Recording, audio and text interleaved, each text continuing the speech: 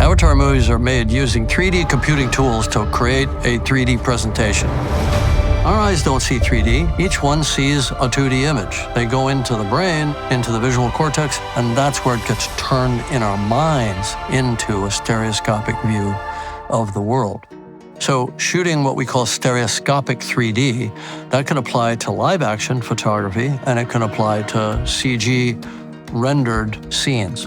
In live action, I need to shoot not with one camera, but with two cameras, kind of like human vision, two cameras side by side. The only problem with that is that the distance between the lenses, it has to move dynamically. If I'm coming in very, very close to an actor, I have to get the cameras closer together than they can physically go. They got to go to here sometimes. How are you going to do that? Well, you're shooting a beam splitter. One camera's looking through the beam splitter, the other camera's looking down. It's like a two-way mirror. And those cameras will move like this during the shot. If I'm tracking in on an actor from 20 feet back, those cameras will be here and they'll go to there. And it's all motion controlled. So we had to work all that out. In the year 2000, I just bolted two cameras side by side. Then we started working more and more with beam splitters, and then the rigs got big. And then we started to find very small cameras and smaller lenses that would have high quality. And we figured out the servo systems, essentially the robotics, that allowed these cameras to move and breathe. Also, as you move in, the cameras toe in, just like human eyes. If you ever watch somebody take a pencil and try to focus on it with both eyes, they'll go cross-eyed. Watch, I'll go cross-eyed for you right now.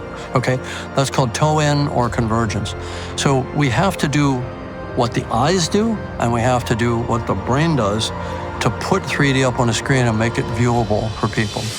So as we speak of it today, my team and I have had 25 years of experience doing this. We know the technology, we know the guidelines, we know what makes beautiful 3D. I think that's one of the things that sets an Avatar movie or any Lightstorm movie that I'm involved with apart, is 3D that's simultaneously not trying to be a 3D movie every second and poke you in the eye. It's just there. It draws you in, it wraps around you, it makes you feel like you're physically present, much more so than a flat 2D movie. And at the same time, we want to make it comfortable. So it's that question of finding the sweet spot. I want to find that sweet spot where it's there and you see that it's in 3D and it's impacting you, usually at a subconscious level, but it's not a gimmick. It's not coming at you, it's not throwing stuff at you all the time. Maybe once in a while we'll throw something at you, but not that often. And so it's an art form. It's a technical procedure, and it's an art form. You know, we have to think of it like a score. Sometimes we want to be loud, sometimes we want to be quiet. You know, it's like the sound design of the movie. There's also the spatial design of the movie. And that's very important to us as artists. I don't think anybody goes to a movie because it's in 3D these days.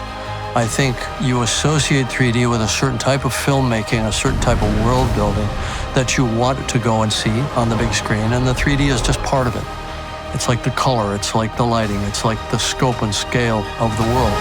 And they all support each other, like the parts of an orchestra.